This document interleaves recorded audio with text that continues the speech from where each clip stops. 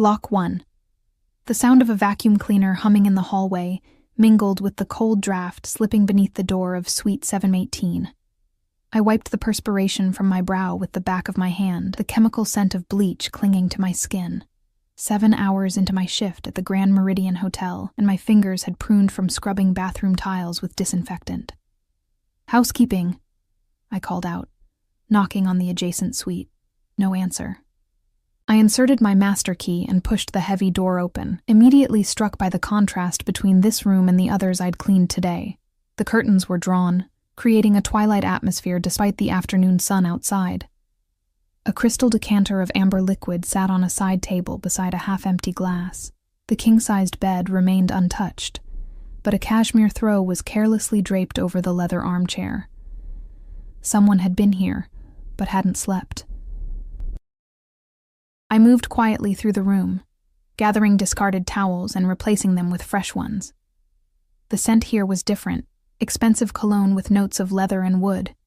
Nothing like the generic hotel soap other guests used. My gaze caught on a briefcase in the corner.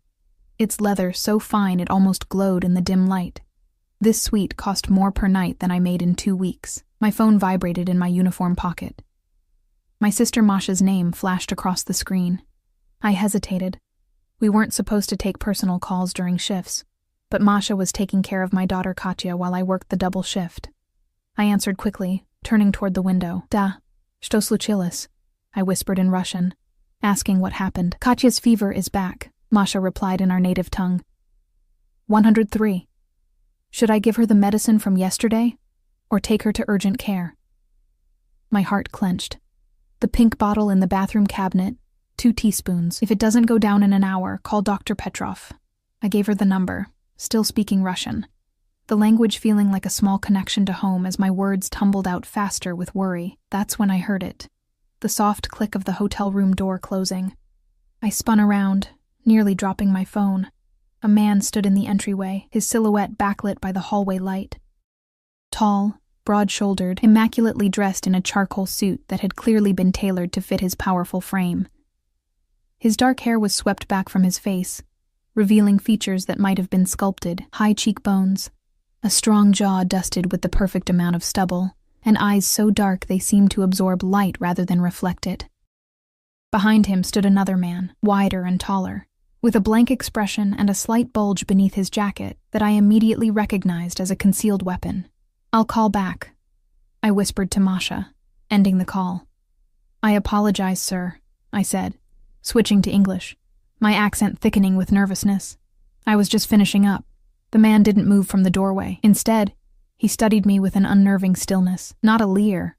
I'd experienced plenty of those from hotel guests, but an assessment, as if cataloging every detail about me. "You speak Russian," he said.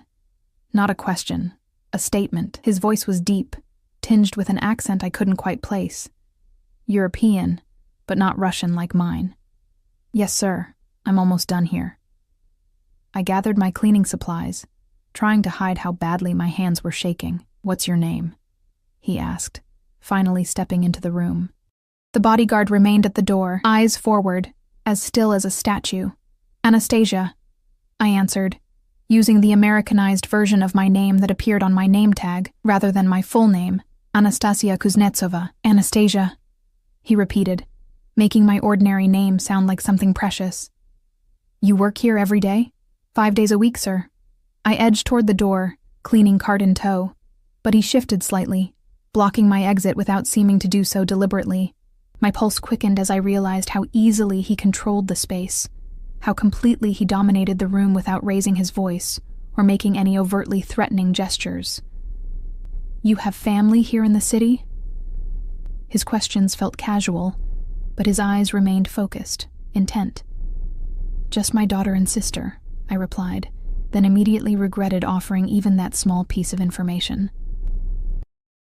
Something about this man made me want to disappear, to become as invisible as housekeepers were supposed to be. He nodded slightly, then reached into his jacket pocket. I tensed, but he withdrew only a money clip, peeling off several $100 bills. "For your discretion," he said, extending them toward me. "I value my privacy." I hesitated. The money represented nearly a week's salary, and Katya needed medicine, new shoes, so many things. But something about this interaction felt dangerous, like taking the money would create a connection I couldn't sever. Before I could decide, the door swung open again. Another man entered, younger, sharply dressed in an Italian suit, with a phone pressed to his ear. He stopped abruptly when he saw me. "Dimitri," the first man acknowledged without looking away from me. "We'll continue in a moment." The newcomer's eyes flicked between us, then narrowed slightly. He spoke rapidly into the phone in Italian, then ended the call. "Adrian, we have a situation at the docks. Costello's men are making trouble." Adrian. So that was his name. It didn't sound Russian, but something in the way he carried himself reminded me of the powerful men from my homeland, men who operated in shadows, whose names were whispered rather than spoken aloud. "Handle it," Adrian replied, his eyes still fixed on me. "They're asking for you specifically," Dimitri insisted, saying they'll only deal with the boss. A muscle in Adrian's jaw tightened. After a moment, he tucked the money into the pocket of my uniform, his fingers brushing against the fabric covering my collarbone. The touch, though brief, sent an electric current through my body. "For your daughter," he said quietly. His eyes held mine for one more long moment before he turned away. "Make sure Suite 718 is added to her regular cleaning schedule," he instructed Dimitri as they walked out, "and find out more about our Russian maid." The door closed behind them, and I released a breath I hadn't realized I was holding. My fingers trembled as I reached for the money in my pocket, half convinced it had been a hallucination. But the crisp bills were real, as was the business card tucked between them. Black matte cardstock, with only a phone number embossed in silver. I should have thrown it away. I should have requested a different floor assignment, called in sick the next day, done anything to avoid crossing paths with Adrian again. Instead, I slipped the card into my bra, next to my heart, and told myself it was just for emergencies, just in case Katya's condition worsened and we needed help. I didn't know then that I had already made my first mistake, that by accepting his money, by keeping his card, by speaking Russian in his presence, I had already entered his world. And in Adrian Sokolov's world, nothing happened by accident. The next morning dawned gray and drizzly, matching my mood as I dragged myself out of bed at 5 a.m. Katya's fever had broken during the night, but she remained listless, curled up beside me in the small bed we shared in our one-bedroom apartment. I brushed her dark curls away from her forehead, relieved to find it cool to the touch. "Mama has to go to work," I whispered, kissing her cheek. "Be good for Auntie Masha." Her eyes fluttered open, dark lashes framing eyes identical to mine. "Can I have pancakes?" she mumbled sleepily. "If you're feeling better," I promised, my heart squeezing with love and worry. At 6 years old, she was already too familiar with illness, her immune system weakened by a bout of pneumonia last winter that had nearly claimed her life, and had claimed all of our savings and then some. The hospital bills still arrived monthly, each one a reminder of how precarious our situation remained. Despite working 60-hour weeks at the Grand Meridian and picking up weekend shifts at a local diner, I barely kept us afloat. Medical debt, rent, groceries, and the constant fear that immigration services might question the documentation I'd used to secure employment kept me awake most nights. As I prepared for work in our tiny bathroom, I found myself touching the business card hidden in my wallet. The memory of Adrian's intense gaze made my stomach flutter in a way that had nothing to do with fear. Or at least, not entirely fear. There had been something else in that look. Something that had made me feel seen for the first time since arriving in America 4 years ago. On the subway, pressed between commuters, I tried to focus on my plan for the day. Clean rooms, avoid Suite 718, pick up an extra shift if possible, stop by the pharmacy for Katya's medicine. Simple. Achievable. Safe. But as I swiped my employee card at the service entrance of the Grand Meridian, my supervisor, Gloria, waved me over with a stern expression that immediately set my nerves on edge. "Anastasia, management wants to see you." Her tone suggested I was in trouble, but her eyes held a different emotion. Curiosity, perhaps even concern. "Why?" I asked, my accent thickening as it always did when I was nervous. "Don't know," But when the owner of the hotel asks for a specific maid by name, it's usually not good. She lowered her voice. Did you take something from a room? Break something expensive? No, nothing like that. My mind raced. The owner? Adrian had said to add his suite to my cleaning schedule, but I hadn't expected such a direct intervention. Well, they're waiting in Mr. Petrov's office. She handed me a fresh uniform. Change first. You look like you slept in that one. 10 minutes later, heart hammering against my ribs, I knocked on the hotel manager's door. The plaque read, Viktor Petrov, General Manager, a fellow Russian, though he'd never acknowledged our shared heritage beyond a raised eyebrow at my paperwork when I was hired. Enter, called a voice from within. I stepped inside to find Viktor seated behind his massive desk, his usual look of detached superiority replaced by something approaching deference. Because standing by the window, gazing out at the Manhattan skyline, was Adrian. Today, he wore a deep blue suit that made his shoulders appear even broader. When he turned to look at me, I noticed his eyes weren't black as I'd first thought, but a midnight blue so dark it bordered on obsidian. They warmed slightly as they landed on me. Ah, Anastasia, Viktor said, gesturing for me to sit in the chair opposite his desk. Mr. Sokolov has specifically requested your services. I remained standing, my hands clasped in front of me to hide their trembling. My services? I repeated, glancing between Viktor and Adrian. Mr. Sokolov owns the Meridian Hotel Group, Viktor explained, his tone deferential in a way I'd never heard before. He's requested that you be reassigned as dedicated staff for the penthouse suite. The penthouse. Not just Suite 718, but the crown jewel of the Grand Meridian, occupying the entire top floor with its own private elevator and security. I'd only glimpsed it once during training, marveling at the panoramic views and furnishings that cost more than I would earn in a decade. I don't understand, I said, looking directly at Adrian for the first time since entering the room. I'm just a regular housekeeper. Adrian moved away from the window, each step deliberate. I prefer consistency in my staff, he said, his voice carrying the same quiet authority as yesterday. And I have specific requirements for maintaining my residence. Residence, not suite or room. The realization hit me that Adrian Sokolov didn't just own the hotel. He lived here. The position includes a significant pay increase, Viktor added, sliding a document across the desk. Double your current salary, plus benefits. I stared at the paper without touching it. Double my salary would mean proper medical care for Katya, perhaps even moving to a safer neighborhood. It could change everything. But instinct told me this offer came with invisible strings. I need an answer today, Adrian said, not unkindly. I'll be traveling to Europe tomorrow and require staff arrangements to be finalized. May I ask what the position entails exactly? I managed, proud that my voice remained steady. Adrian nodded to Viktor, who stood and excused himself, closing the door behind him with a soft click.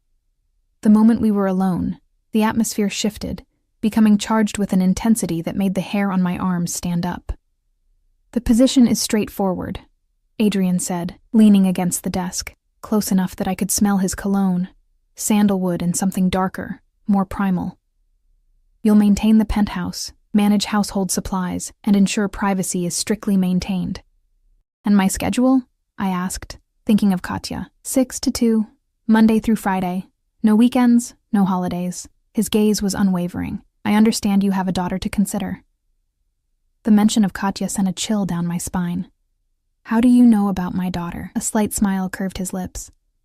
I make it my business to know everything about people who work closely with me, including listening to their phone calls.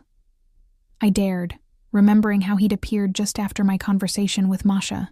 Instead of anger, his smile deepened, revealing a dimple in his right cheek that transformed his severe features into something almost approachable. Including that, yes, I should have been outraged at the invasion of privacy.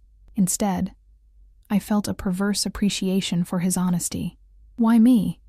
I asked, the question that had been burning since I'd been summoned. Adrian pushed away from the desk and closed the distance between us. He stopped close enough that I had to tilt my head back to maintain eye contact, yet not so close that it felt threatening. You speak Russian, he said simply. I have many Russian associates. Having staff who understand the language is convenient. There was more to it than that, I was certain. But I didn't press. The salary figure on the contract caught my eye again. It would solve so many problems.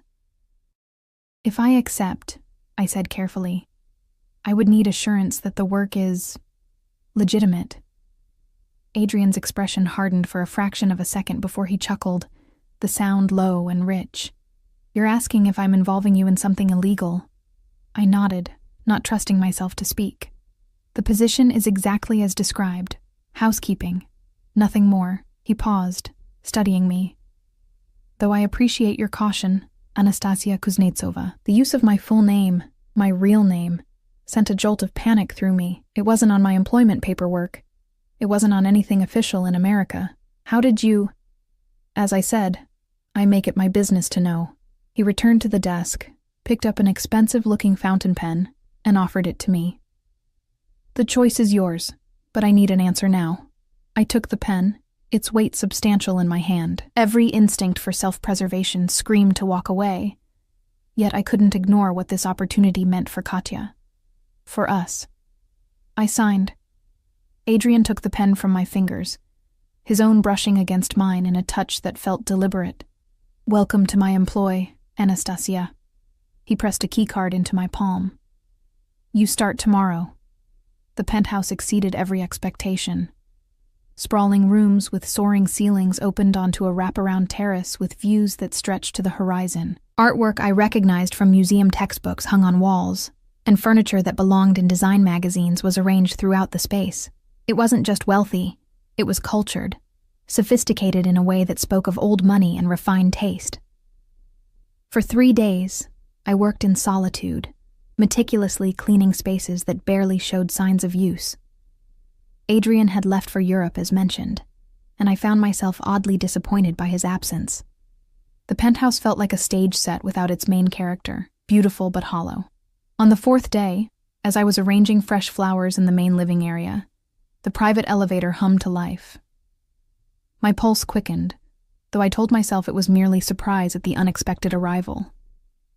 I set down the crystal vase and smoothed my uniform, suddenly conscious of my appearance. The elevator doors slid open to reveal not Adrian, but the man he'd called Dmitri, accompanied by 2 unfamiliar men in dark suits. They carried leather briefcases and spoke rapidly in Italian, falling silent when they noticed me.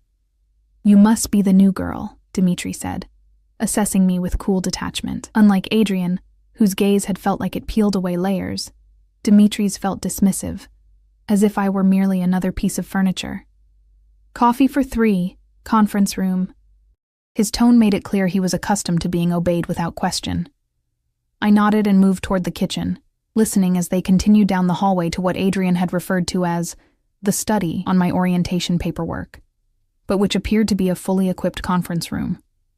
As I prepared the coffee service, Adrian's documents had specified exactly how it should be arranged. I heard the murmur of voices rise and fall from the study. Though tempted to linger and listen, I reminded myself of the contract I'd signed, with its extensive confidentiality clauses and penalties for breaches. I knocked once on the study door before entering with the tray. The men fell silent immediately.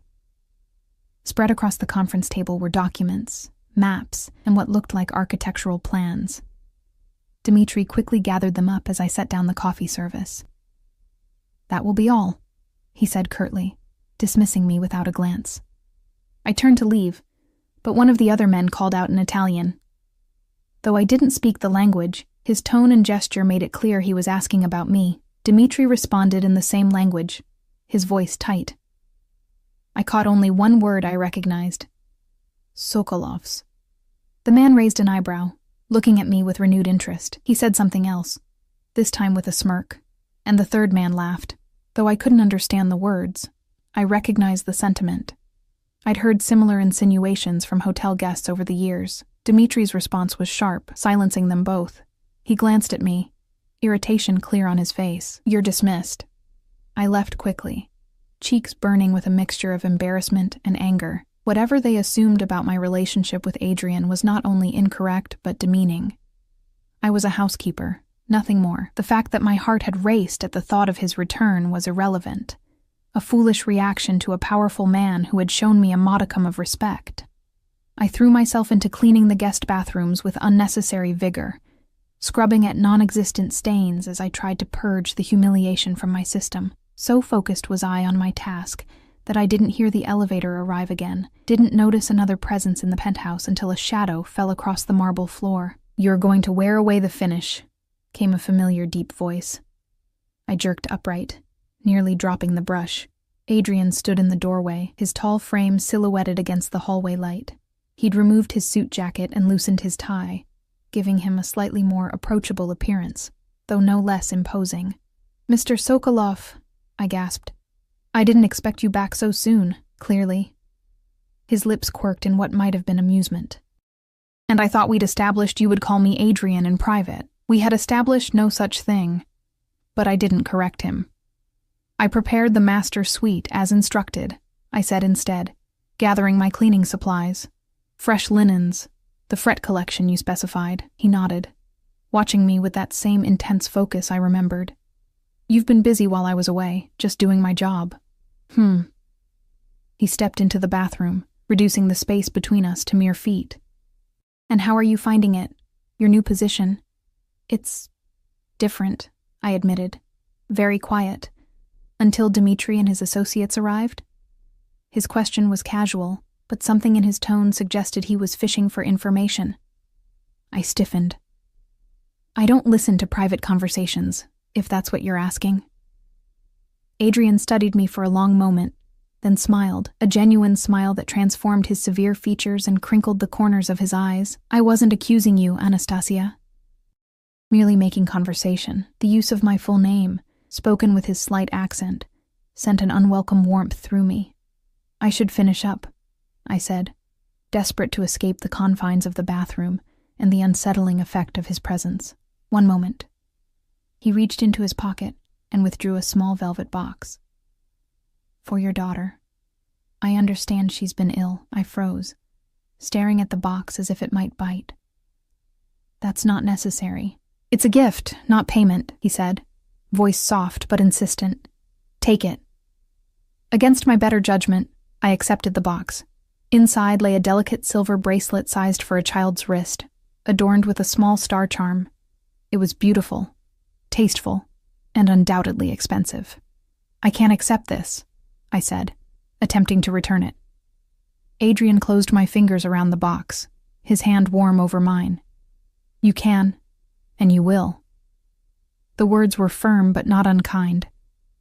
"Consider it a welcome gift." Before I could respond, the door to the penthouse burst open, and a woman's voice rang out, high and agitated, speaking rapid-fire Russian.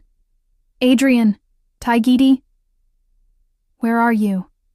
Adrian's expression hardened instantly, his jaw tightening as he released my hand. "Stay here," he instructed in a low voice, then strode out of the bathroom toward the commotion. I remained frozen for a moment, the gift box clutched in my hand. Curiosity overrode caution, and I peered around the doorframe to see a striking blonde woman pacing the living room. She wore a red designer dress that hugged her perfect figure, diamonds glittering at her ears and throat. Beautiful, yes, but her face was contorted with anger. "Veronica," Adrian said coldly, stopping several feet away from her. "What are you doing here?" "You missed our dinner," she snapped in accented English, switching from Russian. 2 hours I waited at Le Bernardin. Like a fool. "We had no plans," Adrian replied, his voice controlled but edged with impatience.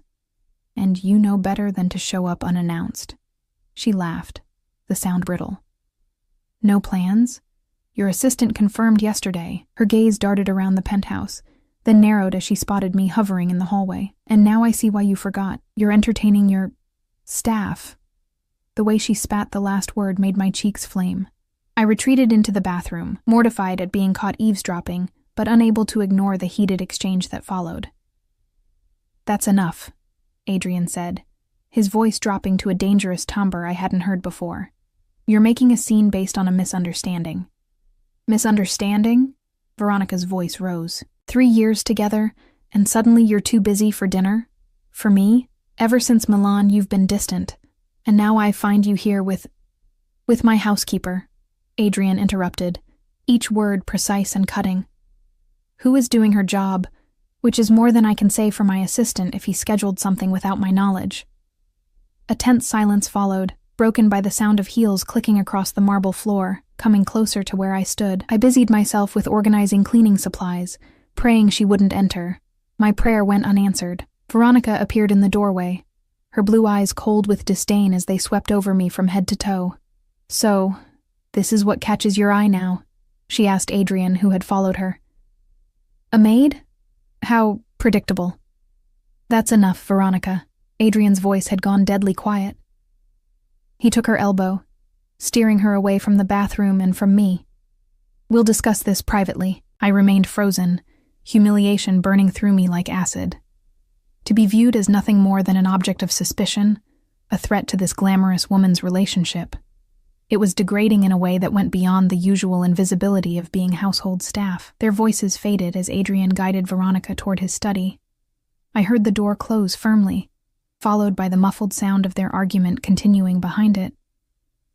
I should have finished my cleaning and left immediately, but something kept me rooted in place. Pride, perhaps. I refused to scurry away like some guilty secret. I continued working, focusing intently on each task, trying to ignore the knot in my stomach.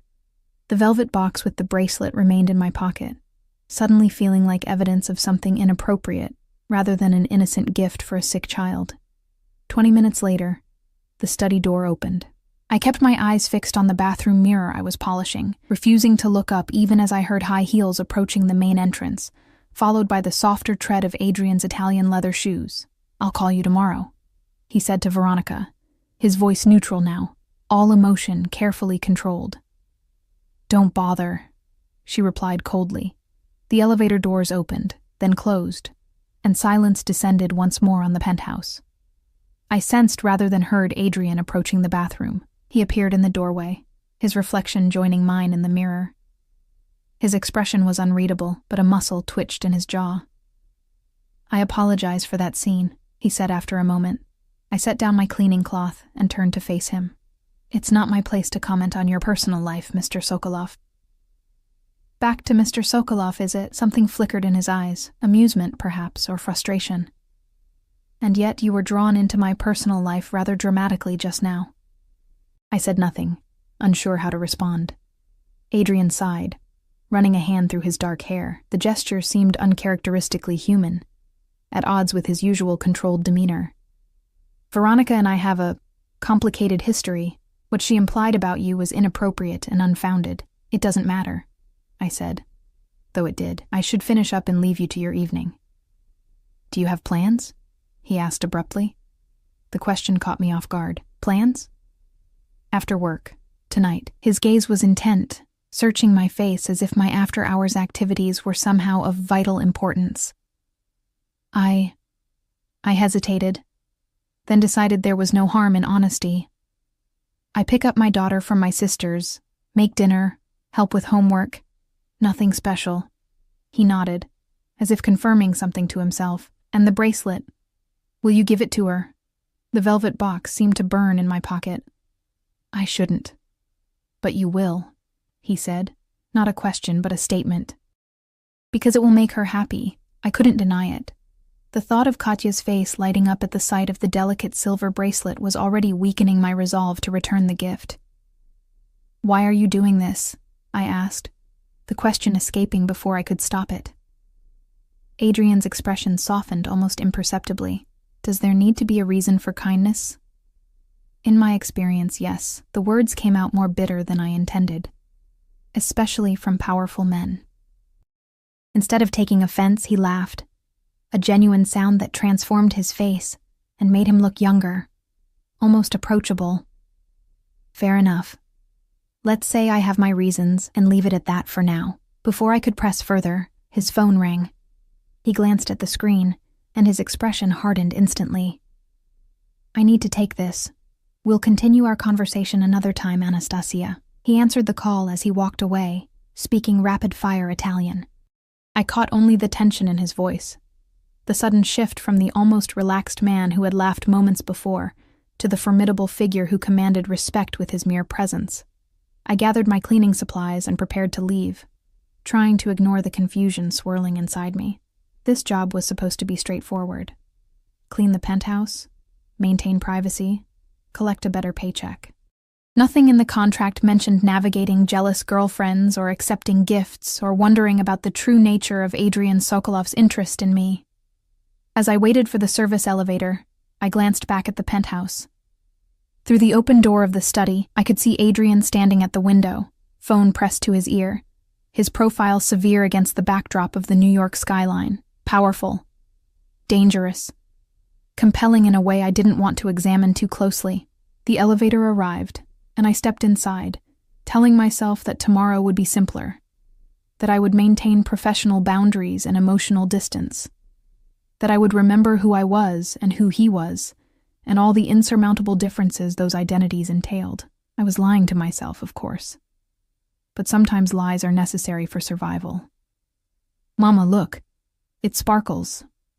Katya twirled in front of our small bathroom mirror, the silver bracelet glinting on her thin wrist. Her delight was infectious, her smile brighter than I'd seen in weeks. "It's beautiful on you, Solnishko."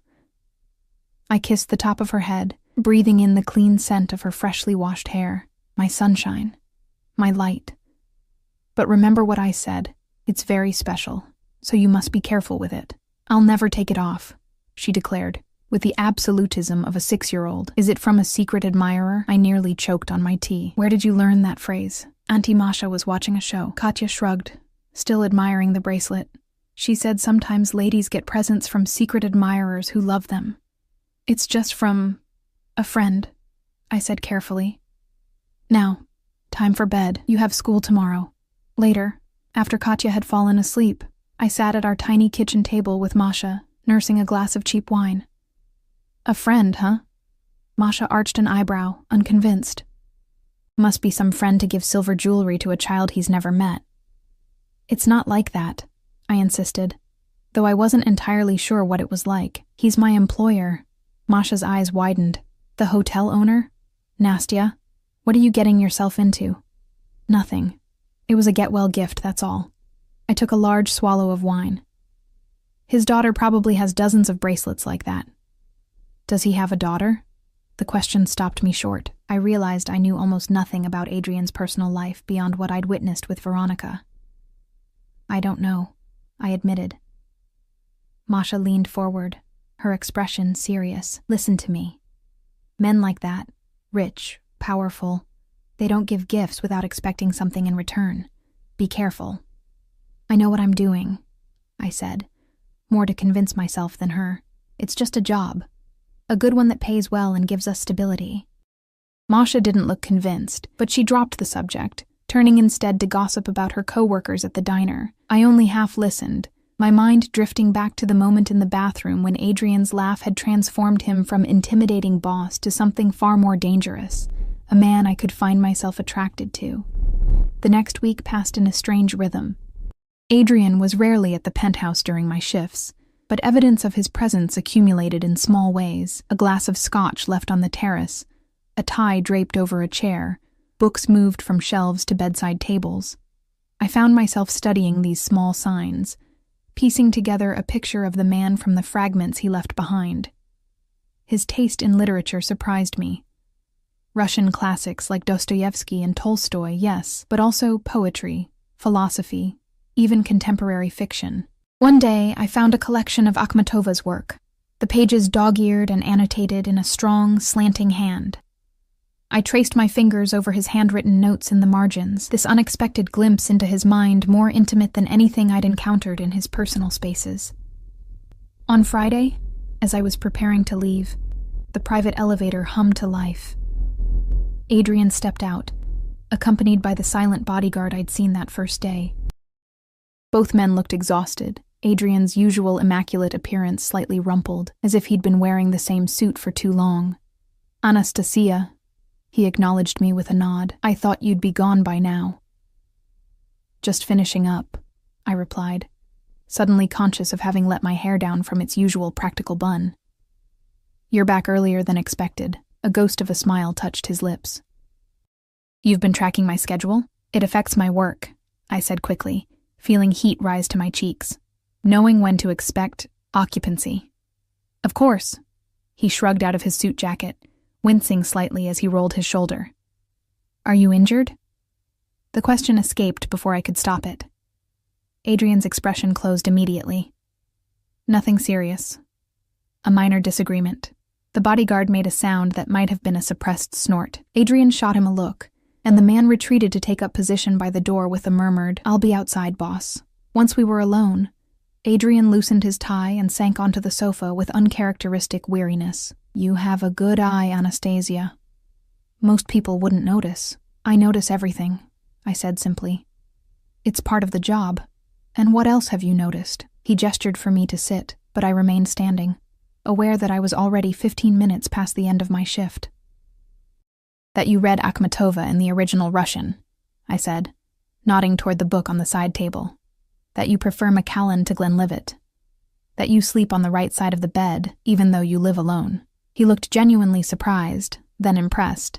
"Observant indeed. And what conclusions have you drawn from these observations?" I hesitated, then decided honesty was safest. "That you're more complex than you appear at first glance. That you value privacy but live in a hotel. That you're Russian, or at least have strong ties there, but prefer to speak English." Adrian studied me with renewed interest, as if seeing me properly for the first time. "All accurate. You'd make a formidable intelligence agent, Anastasia Kuznetsova." "I'm just a housekeeper," I reminded him, though we both knew it wasn't that simple. "My shoulder was dislocated," he said abruptly, changing the subject. "An old injury that sometimes flares up."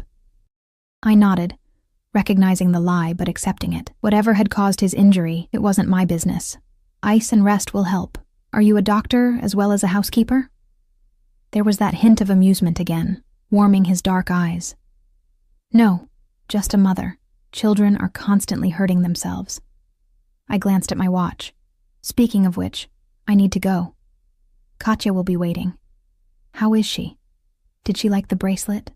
The genuine interest in his voice caught me off guard. "She loves it." She wanted me to thank her secret admirer. Adrian laughed, then winced as the movement jarred his shoulder. "A secret admirer at 6. She's precocious." "She gets that from her father," I said without thinking, then immediately regretted it. I never spoke of Mikhail. Not to anyone here in America. Adrian's eyes sharpened with interest. "I wasn't aware you were married." "I'm not," I said shortly, wishing I could retract the comment. "I'm a widow." It wasn't entirely true, but it was simpler than the reality. Mikhail had been my husband in every way but legally. We'd planned to marry when I discovered I was pregnant, but by then it was already too late. He'd been arrested for his involvement in a pro-democracy protest in Moscow, disappeared into the system, and emerged 6 months later as a shell of his former self. He'd died of pneumonia in prison a week before Katya was born, though the bruises on his body told a different story. "I'm sorry," Adrian said, his voice surprisingly gentle. "Recently? 4 years ago, before we came to America." I moved toward the door, desperate to end this conversation before I revealed more than was safe. "I should go." Adrian stood, moving with the fluid grace that always seemed at odds with his powerful build. "Of course. But before you leave..." He reached into his pocket and withdrew an envelope. "For you." I eyed it warily. "What is this?" "Tickets," he said, holding out the envelope. "The Bolshoi Ballet is performing at Lincoln Center this weekend. Sleeping Beauty. I thought your daughter might enjoy it." I stared at him in disbelief. Ballet tickets were far beyond my means, especially for a prestigious company like the Bolshoi. "Why would you..." "Consider it a bonus for your excellent work," he said smoothly, pressing the envelope into my hands. 2 tickets, Saturday matinee. Unless you already have plans?" "No, but..." "Then it's settled." His tone brooked no argument. "My driver will collect you at noon." "Your driver?" I shook my head, finding my voice. "That's unnecessary, and inappropriate." Adrian's expression hardened slightly. "New York traffic is unpredictable. I'd hate for you to miss the performance." "Mr. Sokolov, Adrian..." I took a breath, steadying myself. "You're being very generous, but I can't accept this. The bracelet was already too much." "You can, and you will." The same words he'd used about the bracelet, delivered with the same quiet certainty. "Your daughter deserves beautiful experiences, doesn't she? It was a masterful manipulation. Invoking Katya made refusal almost impossible. Still, I hesitated. People will talk. Let them. He shrugged, then winced again at the movement. We both know the truth of the situation. Did we? I wasn't sure I knew anything anymore, least of all the truth of whatever was developing between us. But the thought of Katya's face when I told her we were going to the ballet. Thank you, I said finally, tucking the envelope into my bag. Katya will be thrilled. And you? His eyes held mine, searching. Will you enjoy it as well? The question felt weighted with meaning I couldn't quite decipher. I love ballet, I admitted, though I haven't seen a performance since leaving Russia. Something like satisfaction crossed his features. Then I've chosen well. Enjoy your evening, Anastasia. As I rode the service elevator down, clutching the envelope of tickets, I couldn't shake the feeling that I'd just agreed to something far more significant than a ballet performance, that with each gift accepted, each personal detail shared, I was being drawn deeper into Adrian's world, a world I still understood only in fragments and glimpses. A real ballet? Katya spun in circles around our tiny living room, her arms raised in a clumsy approximation of a ballerina's pose. With tutus and toe shoes and everything? Real ballet, I confirmed, laughing at her enthusiasm. The Bolshoi is the most famous company in Russia. Mama used to watch them when I was a girl. Katya stopped spinning, her eyes wide.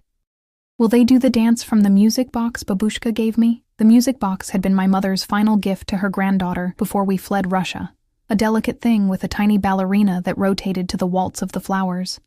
Different ballet, Solnishko. This one is Sleeping Beauty. Like the princess? She resumed her spinning, nearly knocking over a lamp in her excitement. Do I get to wear a dress? Your best dress, I promised, catching her mid-twirl and lifting her into a hug. Her small body felt warm and solid against mine, her heart beating like a bird's. And we're going in a fancy car. Masha, who had been listening from the kitchen doorway, raised an eyebrow. A fancy car? Provided by your generous employer, I assume. I set Katya down. Go brush your teeth, little one. It's bedtime. Once Katya had scampered off to the bathroom, I turned to Masha. It's just a car service, to make sure we arrive on time, Nastya. Masha crossed her arms. This man gives your daughter silver jewelry. Now ballet tickets and a private car? You're smart enough to know what this looks like. It's not like that, I insisted, though the doubt in her eyes mirrored my own uncertainties. He's just being kind. Men like that aren't kind without reason, Masha replied, her voice dropping to ensure Katya wouldn't overhear. What does he want from you? The question had been haunting me since I'd left the penthouse. What did Adrian Sokolov want from a widowed immigrant housekeeper? If physical attraction was his goal, there were far more direct approaches available to a man of his wealth and power. If he simply needed reliable household staff, the gifts and personal attention were unnecessary. I don't know, I admitted finally, but the tickets will make Katya happy. After everything she's been through, doesn't she deserve one magical afternoon? Masha's expression softened. Of course she does. Just be careful, Nastya. This feels like a fairy tale, but remember, those always have a monster somewhere in the story. Her words stayed with me late into the night, as I lay beside Katya's sleeping form, listening to her soft breaths. In the fairy tales our mother had told us, the monsters were obvious. Bears with iron teeth, witches in houses of bones, wolves dressed as grandmothers. But in the real world, monsters wore expensive suits and offered kindnesses that bound you to them thread by silken thread until you were too entangled to escape. Yet as I drifted toward sleep, it wasn't fear that colored my thoughts of Saturday, but a treacherous anticipation. The car that arrived at our apartment building was not the discreet town car I had expected, but a gleaming black Rolls-Royce with tinted windows. The driver, a broad-shouldered man with the unmistakable bearing of security rather than chauffeur, held the door open as Katya and I approached. Ms. Kuznetsova, he greeted me with a slight nod. Mr. Sokolov sends his compliments. Katya clutched my hand, momentarily shy in the face of such luxury. She wore her best dress, blue velvet with a white collar, purchased second-hand but carefully mended and pressed for the occasion. I'd spent hours on my own appearance as well, wearing the only dress I owned that wasn't strictly utilitarian, a deep green wrap dress that had once, in another life, been worn to gallery openings and theater premieres in Moscow. "Mama, it's like a spaceship inside," Katya whispered as we slid into the leather interior. She ran her small hands over the seats in wonder, then noticed the small package resting on the center console. "What's that?" Before I could stop her, she'd picked up the box with its elegant silver ribbon. The card attached bore only my first name in that same strong, slanting handwriting I'd seen in the margins of Adrian's books. "Is it a present?" Katya asked, bouncing slightly in her seat. "Can I open it?" "It's for me, I think," I said, gently taking the box. I hesitated, then carefully untied the ribbon. Inside, nestled in black velvet, lay a pair of earrings, teardrop emeralds surrounded by tiny diamonds. They caught the light filtering through the car windows, sending prisms dancing across Katya's awestruck face. "They're green like your dress, Mama," she breathed, "like a princess." They were also clearly genuine, and worth more than I earned in months. My hands trembled slightly as I lifted the note beneath them. "To compliment your eyes, enjoy the performance, A." A flush of heat crawled up my neck. The earrings were exquisite, precisely matched to my dress, which meant Adrian had noticed what I wore, had remembered, had selected jewelry specifically to enhance my appearance. It was a level of attention that went far beyond employer-employee propriety. "Aren't you going to put them on?" Katya asked, still entranced by the sparkling gems. I should have left them in the box, should have returned them with a polite but firm note about boundaries and appropriate gifts. Instead, I removed my simple silver studs and replaced them with the emeralds, their weight unfamiliar against my skin. "Beautiful," the driver commented, catching my eye in the rearview mirror. Something in his expression, knowing, perhaps even sympathetic, made me wonder how many other women had received similar gifts in this same car. The thought should have doused my pleasure in cold reality. Instead, I found myself wondering if any of them had felt this same conflicted thrill, this dangerous anticipation. Lincoln Center emerged before us, its grand plaza filled with Saturday afternoon crowds. The driver pulled up directly to the entrance, ignoring the signs prohibiting private vehicles. "Mr. Sokolov arranged for priority entrance," he informed me, coming around to open our door. "Someone will meet you inside. Enjoy the ballet, Ms. Kuznetsova."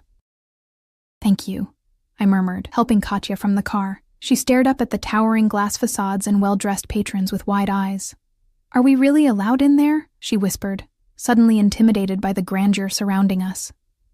I knelt to her level, straightening the collar of her dress. "Of course we are, Solnishko. Today we belong anywhere we wish to be. If only I could make myself believe it." Inside, we were met by an elegant woman who introduced herself as the house manager. "Mr. Sokolov's guests?" she inquired, though it clearly wasn't a question. "Please follow me." She led us not to the orchestra seats I had expected, but to a private box overlooking the stage. Plush velvet chairs awaited, along with a small table bearing a bottle of champagne in an ice bucket, a glass of apple juice, and a plate of delicate pastries. "Wow," Katya breathed, immediately gravitating toward the sweets. "Are these all for us?" "Mr. Sokolov wished you to have the full experience," the manager said with a practiced smile. "Please enjoy. The performance begins in 20 minutes. When she'd gone, I helped Katya settle into her seat with a napkin to protect her dress from the pastry flakes. She swung her legs excitedly, pointing out the gilded decorations and crystal chandeliers with gasps of delight. I sat beside her, acutely aware of the emeralds at my ears, the luxury surrounding us, the stares from patrons in nearby boxes, who clearly wondered about the identity of the occupants in what was likely known as Adrian Sokolov's private box. The champagne remained untouched. I needed clarity today, not the false courage alcohol might provide. As the lights dimmed and the orchestra began the overture, I felt a presence behind us. Turning, I found Adrian standing in the entrance to our box, impeccably dressed in a charcoal suit that emphasized the breadth of his shoulders. He'd been watching us, watching me, with an expression I couldn't quite interpret. "I thought you weren't coming," I said softly, mindful of Katya's attention fixed on the stage. I had business nearby, he replied, moving to take the third seat in our box. I hope you don't mind the intrusion. Mind? The question seemed absurd, given that we were there entirely by his generosity. Of course not. It's your box. And yet I find I'm the one who feels like an intruder. His gaze moved to Katya, who remained oblivious to his arrival, entranced by the dancers now appearing on stage. She looks happy. She is. Thank you for this. I touched one of the earrings self-consciously. And for these, though they're far too extravagant. They suit you, he said simply. I knew they would. Before I could respond, Katya finally noticed our companion.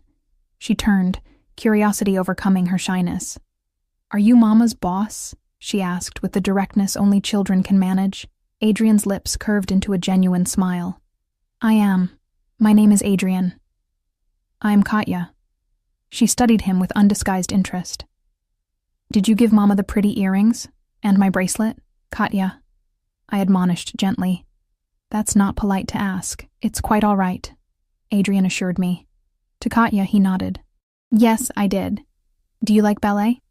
She nodded enthusiastically. It's magical. Like flying, but on your toes. A perfect description, he agreed, his expression softening in a way I hadn't witnessed before. I think you'll especially enjoy the bluebird variation in the third act. As the ballet progressed, I found my attention divided between the exquisite performance on stage and the equally compelling drama unfolding in our box. Katya had gradually abandoned her initial shyness, peppering Adrian with whispered questions during the interludes. To my surprise, he answered each one with patient detail, explaining the story and pointing out particularly difficult technical elements with the knowledge of a true aficionado. My mother was a dancer with the Mariinsky, he explained when I raised an eyebrow at his expertise. Before I was born. It was the first personal detail he'd volunteered about his family, and I found myself hungry for more. Did she teach you to appreciate ballet? A shadow crossed his face, in a manner of speaking. She died when I was 8. I'm sorry, I said, recognizing the familiar pain of early loss in his expression. He shrugged, the gesture dismissive yet somehow vulnerable. It was a long time ago. Katya, oblivious to the undercurrents of our conversation, tugged at Adrian's sleeve as the orchestra began the waltz from Act 1. This is like my music box, she exclaimed. The one from Babushka. Adrian leaned closer to hear her over the music. Is that so? Your grandmother gave you a music box? Before we left Russia, Katya nodded. It plays this song and has a little ballerina that spins. A treasured possession, then, he observed, glancing at me with a question in his eyes. I nodded slightly, one of the few things we brought with us. The conversation might have continued, but the appearance of the lilac fairy on stage recaptured Katya's attention. She fell silent, enraptured by the performance, unconsciously mimicking the fairy's arm movements from her seat. She has an eye for it, Adrian murmured, his breath warm against my ear. The precision, the timing. She's always loved dance, I replied, equally quiet. But lessons. I trailed off, unwilling to mention the financial impossibility.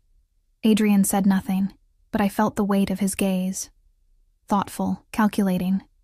I recognized the look from our previous interactions, the expression he wore when pieces were falling into place in some private strategy.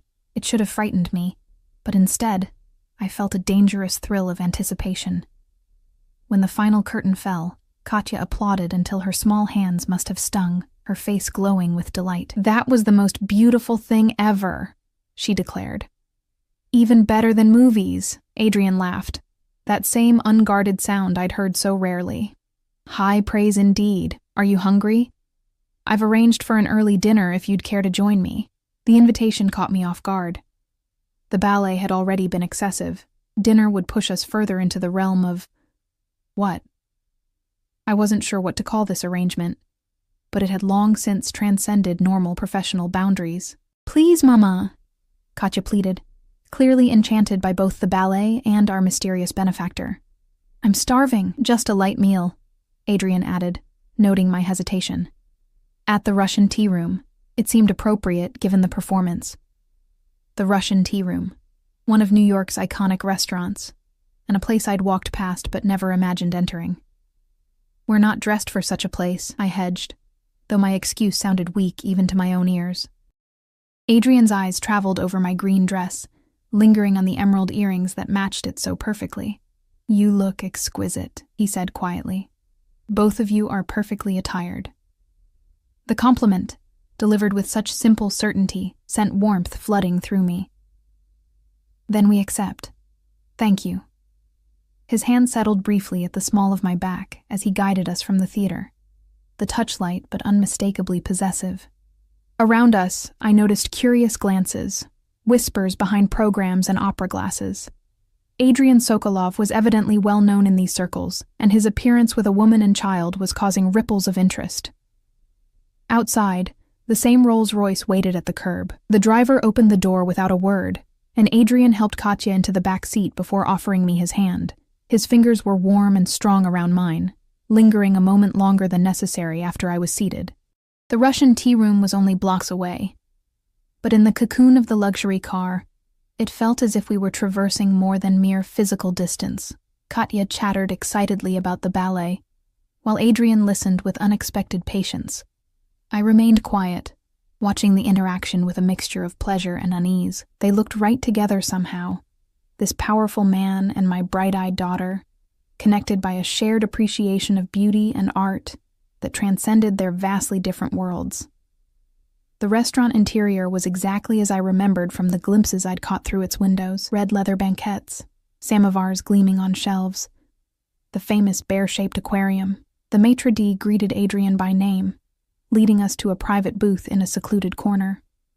"Wow," Katya breathed, eyes wide as she took in the opulent surroundings. "It looks like a palace. It's designed to remind Russians of home while impressing Americans," Adrian explained with a wry smile. "A bit theatrical, but the food is authentic." He ordered for us in fluent Russian, selecting dishes I hadn't tasted since leaving Moscow. Proper borscht with sour cream, pelmeni with butter and dill, blini with caviar, though he requested sturgeon roe for Katya, correctly guessing that traditional caviar might be too salty for her palate. As we ate, I observed Adrian with new eyes. Here, surrounded by reminders of his heritage, he seemed more relaxed than I'd ever seen him. The dangerous edge that usually accompanied his presence temporarily softened. He even smiled, really smiled, when Katya declared the cherry vareniki better than ice cream. "You've made quite an impression on my daughter," I said, when Katya excused herself to visit the ornate bathroom, accompanied by a waitress at Adrian's insistence. "She's a remarkable child," he replied, swirling the vodka in his glass. "Bright, observant, much like her mother." I felt a flush of pride, mingled with something more complex as I met his dark gaze across the table. "Why are you doing all this? The tickets, dinner, it's excessive for a mere employee." Adrian set down his glass, studying me with an intensity that made my pulse quicken. "Perhaps you've never been merely anything to me, Anastasia." The admission hung between us, weighted with implications I wasn't prepared to consider. "I don't understand what you want from me." "Don't you?" His expression grew serious. "I think you understand perfectly, but you're afraid to acknowledge it." Before I could respond, Katya returned, exclaiming over the golden faucets in the bathroom. The moment of tension dissolved as Adrian signaled for dessert to be brought, honey cake and tea served from a samovar, completing our Russian feast. By the time we emerged from the restaurant, twilight had fallen over the city. Katya, full of sugar and excitement, leaned against me drowsily as Adrian directed the driver to take us home. "Today was like a fairy tale," she murmured, fighting to keep her eyes open as the car glided through Manhattan traffic. "Can we do it again sometime?" Adrian, seated across from us, met my gaze over her head. "Perhaps, if your mother agrees." The question in his eyes was clear, and I found myself nodding slightly, unable to deny my daughter, or myself, the pleasure of his company, despite the warning bells that continued to sound in the back of my mind. Katya was fully asleep by the time we reached our apartment building, her head heavy against my shoulder. Adrian dismissed the driver with a quiet word, then insisted on carrying my exhausted daughter upstairs. "It's not necessary," I protested. "I can manage." "I'm sure you can," he replied. already lifting Katya's slight form in his arms. "You've managed everything on your own for years. Allow me this small courtesy." Too tired to argue, I led him up the 4 flights of stairs to our apartment, acutely conscious of how the modest surroundings would appear to someone accustomed to penthouses and private boxes. I unlocked the door with a whispered apology for the cramped space. Adrian said nothing as he carried Katya to the bedroom I indicated, laying her gently on the bed with unexpected tenderness. He stepped back as I removed her shoes and covered her with a blanket, brushing a kiss against her forehead. "Thank you," I said softly as we retreated to the tiny living area, "for everything today. It meant a lot to her." "And to you?"